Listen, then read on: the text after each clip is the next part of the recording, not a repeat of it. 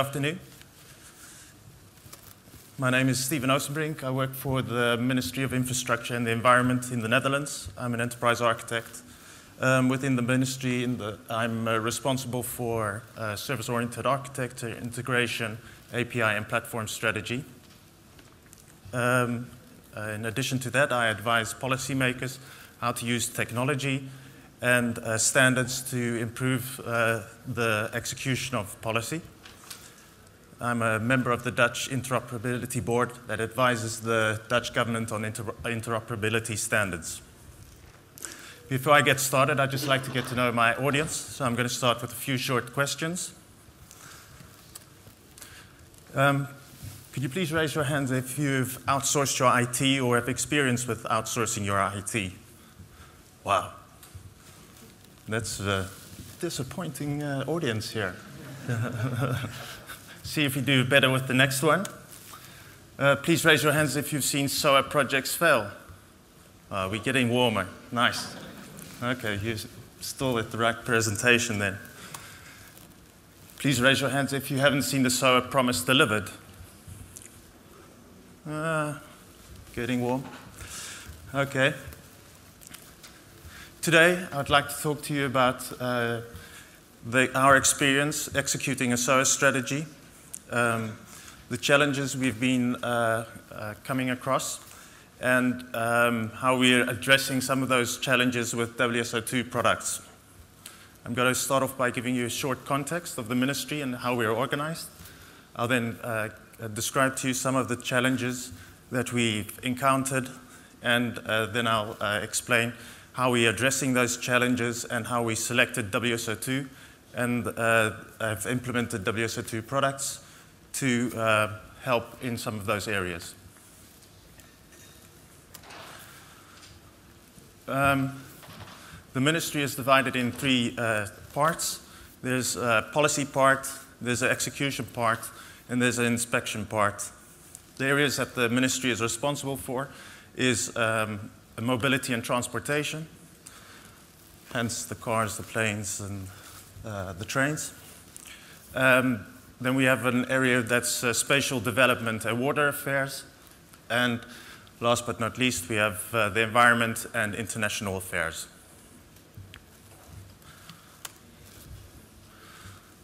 The ministry, like many government organizations, is facing huge challenges. We have to deal with budget cuts, which means effectively doing the same work with less people. At the same time, they're asking us to deliver better quality at lower costs. We work in an ever-changing world, and the speed of this change is increasing. We have to deal with European legislation, and what you see is that we try to outsource part of the tasks that we have to other government organizations. This means introducing new complexity and dependencies on other organizations and other systems.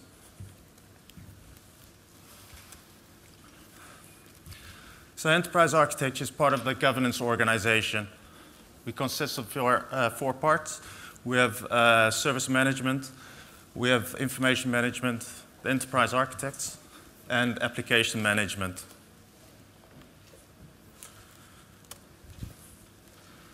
We've outsourced our IT.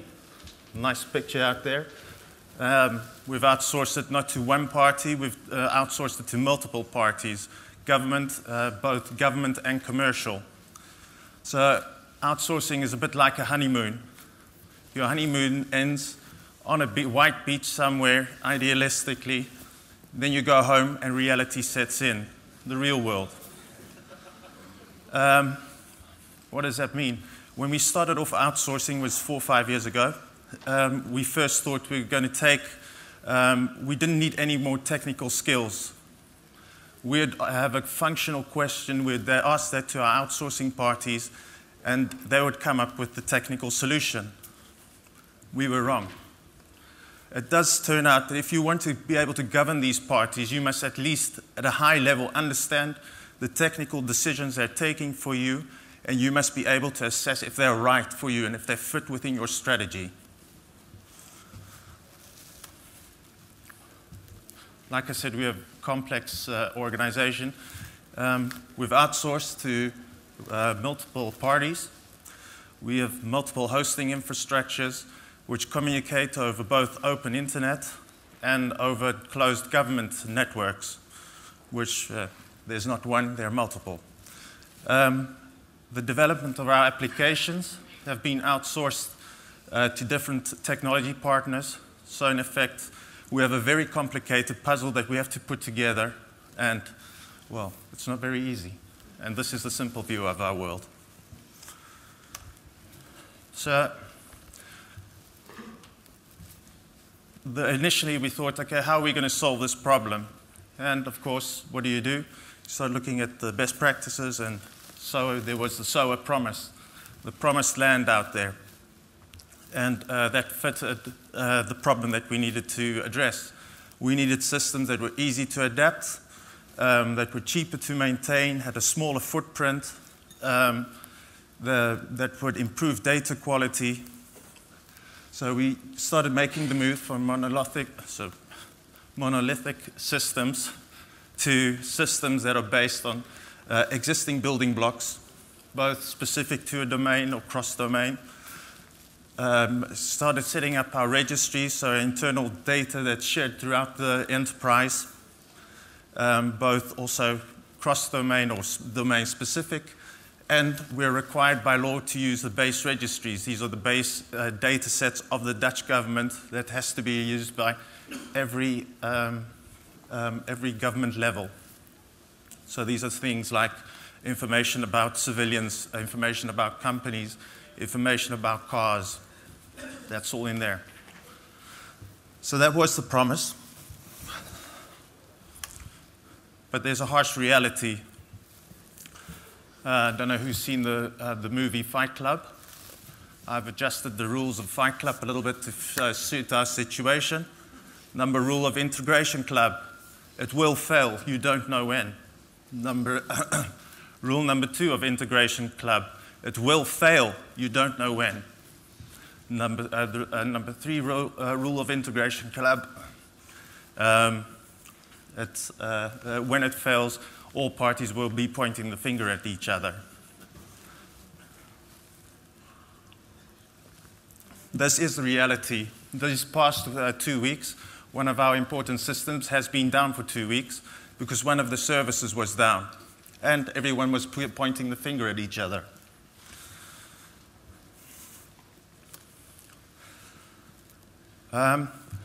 One of the promises of SOA is a promise of reuse, creating that ecosystem that everyone can pick and choose from. It's not materializing. Why not?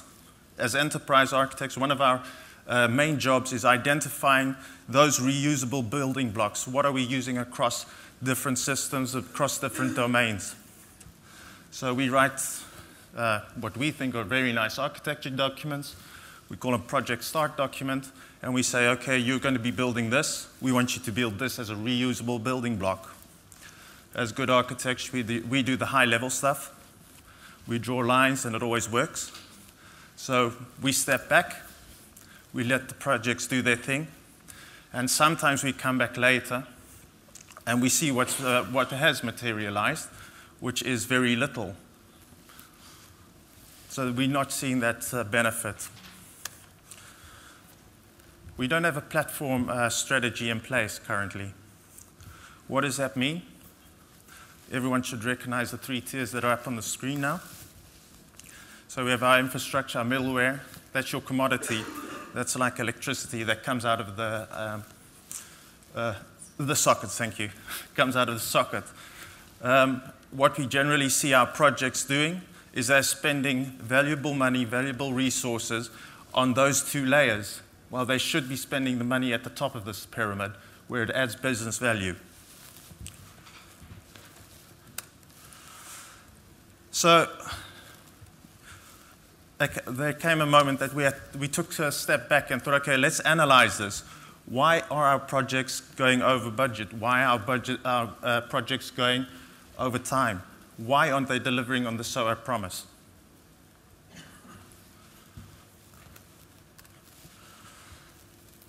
first reason being, as enterprise architects, we have a vision, a strategy, how we want SOA implemented. It's principles, so you have to decide for your organization, how are you going to use it within your organization. We did do this work, we did document it, but we didn't share it. So our internal organization and our technology partners didn't understand where we were going, why we were going there.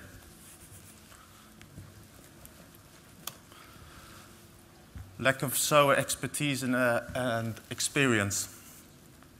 Our internal organization didn't understand that they were moving to a new and changed world. We didn't have the skills, and surprisingly enough, the technology partners that we had also didn't have these skills. So basically, we understood a concept, which is a theory. It always turns out that when you do something in the real world, it just doesn't work like it says it does in that textbook. So you need that experience. There's a continuous tension between short-term results that projects have to deliver and long-term goals that are the enterprise goals that enterprise architecture helps determine. So projects will generally try and take shortcuts to be on budget, on time, within scope. Well, within scope means often that scope falls off and the other two might be met. Old school thinking. SOA is a new way of thinking. You can't try and work in the old way. You have to make that shift to thinking in a world that is connected, that has dependencies, that will fail, and that you have to take into account. It's like Albert Einstein said best, insanity, doing the same thing over and over again and expecting different results. That's what we tried to do. Tried. Not in control of the chain. Executing SOA means there's a chain of dependencies, there's networks, there's systems, there's organizations within your own organization, transcending organizations. It's for you critical to your success that you understand that, and that you also understand that when it fails, where you have to start looking for the problem and who you have to call to fix it. We tried outsourcing this to a technology partner. It doesn't work. You need that expertise internally. Reinventing the wheel. It's strange to have this slide up in this presentation, but it's true. Like I said, we would specify projects had to deliver certain building blocks as reusable building blocks. They weren't delivering them, so other projects that depended on them started building their own. They didn't build them as reusable building blocks either. And we also had the problem of not invented here syndrome. So another project would look at it, and they said, oh, we can do that better. Of course you can do it better, but it's better to then invest in that what you have and improve it for everyone than build your own.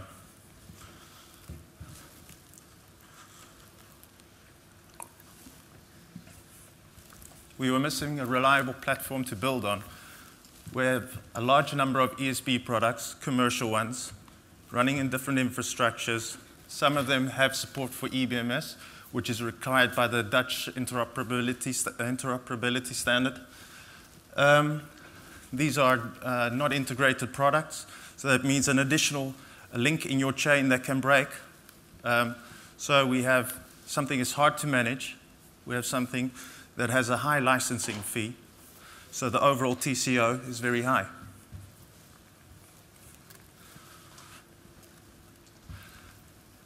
Often, what people don't understand when they come into our environment is that a developer doesn't have access to our systems like he would have in his own environment, or probably in some other organizations.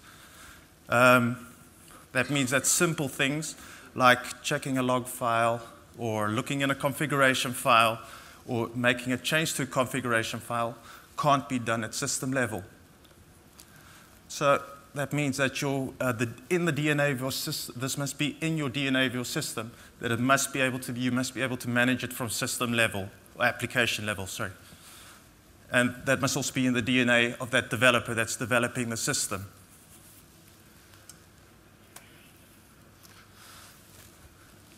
That was my short analysis there.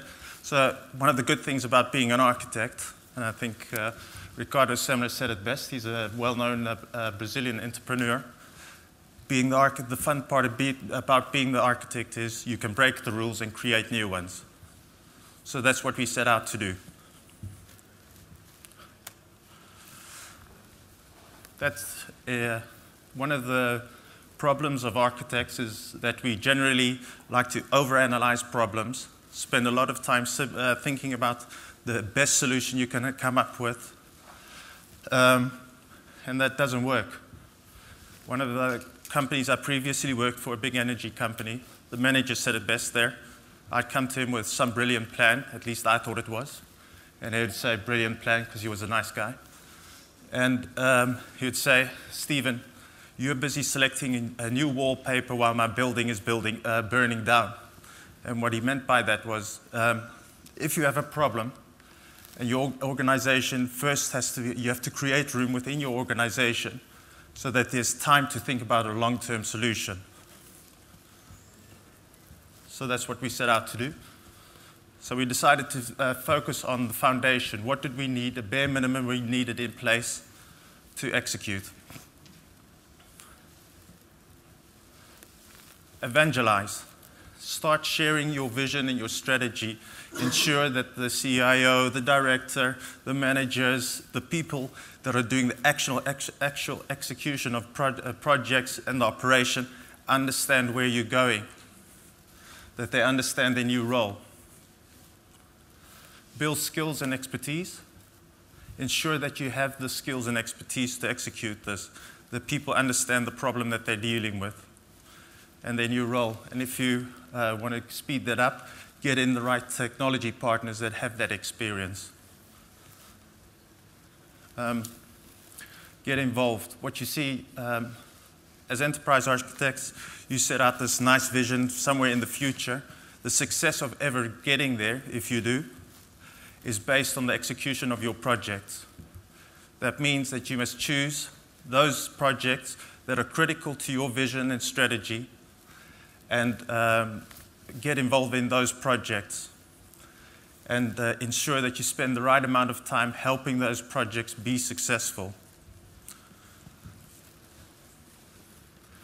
And last but not least, ensure you have a basic platform in place. So we set out to select that new basic platform. Like I said, we had a lot of ESBs, commercial ones. We had implemented them. We learned some very expensive lessons, and they weren't useful to continue building on, so we needed a new platform. So we decided to select one. We did that based on all the selection criteria you would expect when selecting an ESB, but we specifically focused on 4 areas. Dutch government interoperability standard had to be supported. I'll come back to that in a minute. Open source, preferred. I'll come back to that in a minute. Manageability, like I said, our environment, you can't do things at system level, so we have to do as much as possible from application level. Modular setup. So we had all these fancy tools that were like extended Swiss knives. A lot of functionality in there, but we didn't need it in every environment. So we wanted to be able to pick and choose that functionality that we needed somewhere. The Dutch government standard, that's interesting, 5 minutes.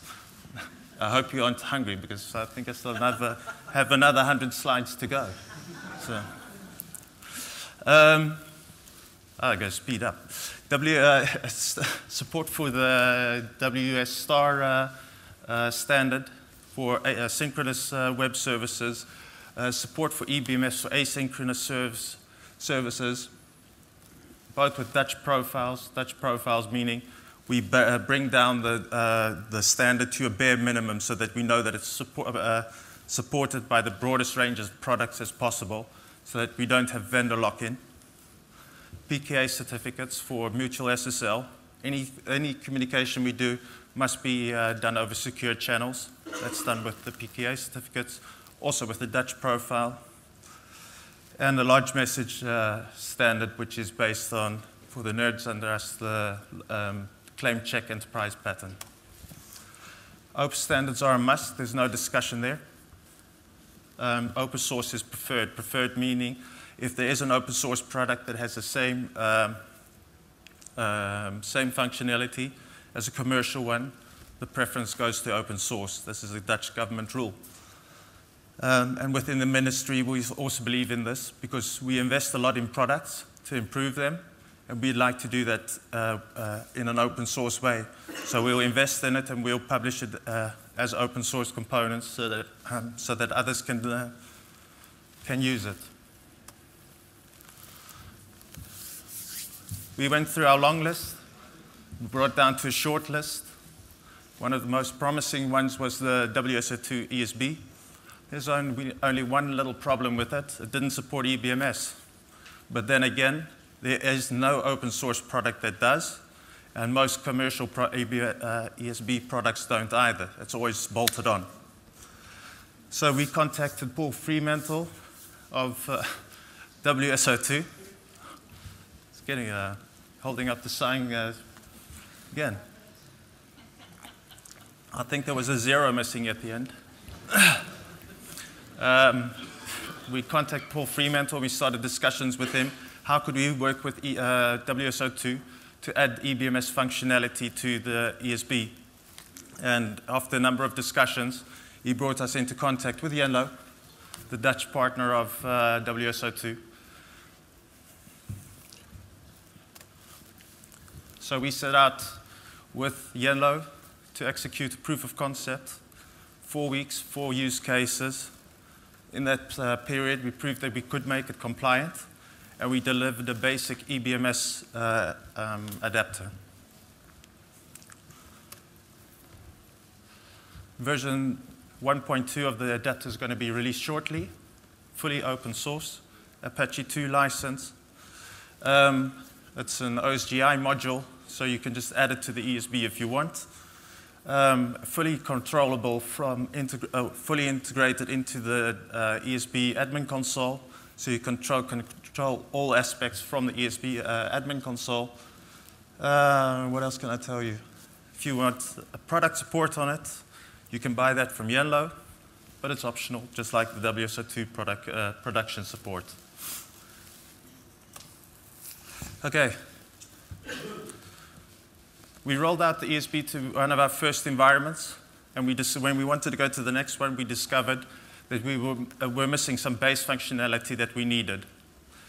We didn't have, when we moved into that environment, we wanted to know, okay, how do we have to size this thing? So they could tell us how many services they had.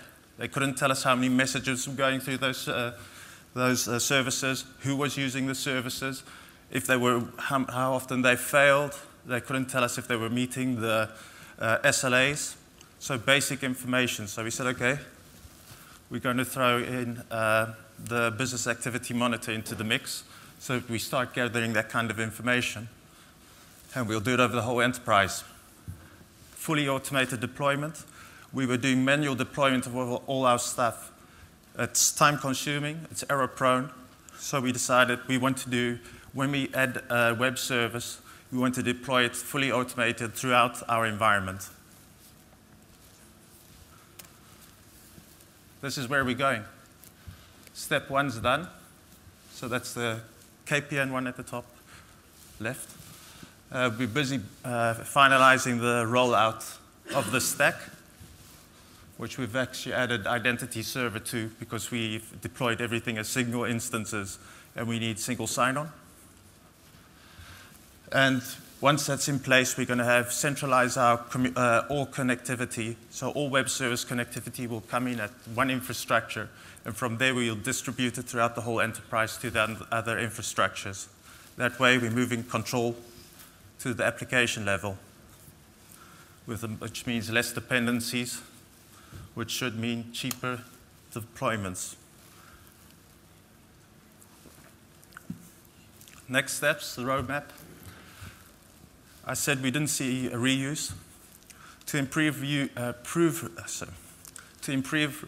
reuse and make services more accessible, we're going to start rolling out the API manager. So we'll have a store, and that store will be available to other government agencies that connect to us, other companies that connect to us, but also to our own technology partners that develop systems for us.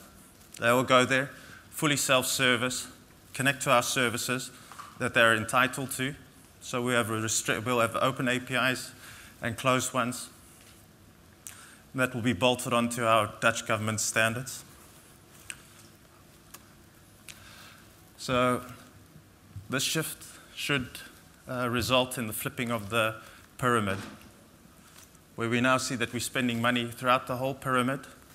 So we're spending it on the commodity as well as the business value. We're going to move to the side where we turn it upside down and hopefully spend the majority of our money on the application, so where the business value is. And that also means we're moving ourselves to the top of the stack, means that we're in control.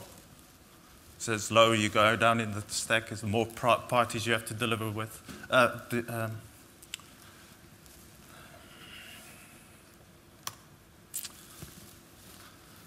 good, the bad, and the ugly. Another movie classic. The good, what do we like about WSO2? The products. They're simple products. They're easy to get to know. There's a lot of them. Integrating them can be complicated, but we have good partners to do that with. Accessibility, what we really like is we have direct access to people like Paul, Fremantle, Isabella, that we can discuss our ideas with, share our architecture views with. They can advise us. We can talk to them and see how we can use their product, if we're using them in the right way, or if there are different things if there are things we're missing and we can use them in different ways. The support. So the support is really quick. That's what we like. You find a problem and there's quick turnover time. Where's there room for improvement? Documentation. I think I just saw, there's Jackie. Spoke to her yesterday. This is her baby. She's promised me best, what was it? Best documentation in the industry. There we go, Jackie. Thank you, Jackie. So that's going to be worked on this year, so we should see the results there next year, or this year sometime. Okay, good. The next one, code comments. Where are they? What happened to code comments? If you want other people to be able to understand your code, you must comment it. That's not there. And that might have to be, the next point might have to do with that too. What we see is that we see a lot of development going on in the WSO2 source, but it seems to be a lot of WSO2 people and very little community involvement. It's open source. Build the community. Nearly there. To summarize, SOA is a new paradigm. Be sure that you understand the new paradigm, that you understand your new role, and you understand the world that you're moving to. It's much about people as technology. It's nice if you have a Formula One car, but if you can't drive that car, you're going to crash it in the first corner, or like Isabel said, you're going to kill yourself in the first corner. Evangelize. Ensure that other people understand the vision and strategy. They understand where you're going, that they understand your decisions. Ensure you have the right expertise and experience. If you want to kickstart it, get partners on board that can help you. In the trenches, select those projects that are critical to your success and get involved in them.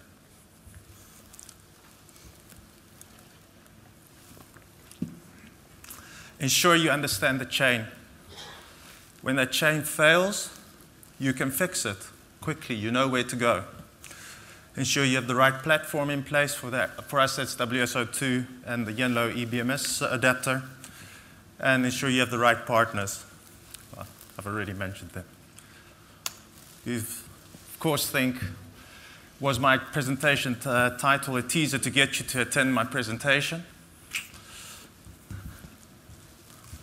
No, it wasn't. We actually think that it was a conservative estimation when I wrote the paper for this presentation today. We expect we expect a savings of near $1 million just on commercial ESB products and adapters that we'll be phasing out. Further, we're going to reduce development, deployment, and operational costs. And we're going to hopefully utilize our infrastructure and middleware better and save a substantial amount there. And we hope to achieve this in 3 years. So I hope to come back here in 3 years and tell you that this was also a conservative estimation. This was my presentation. I'm ready for your questions.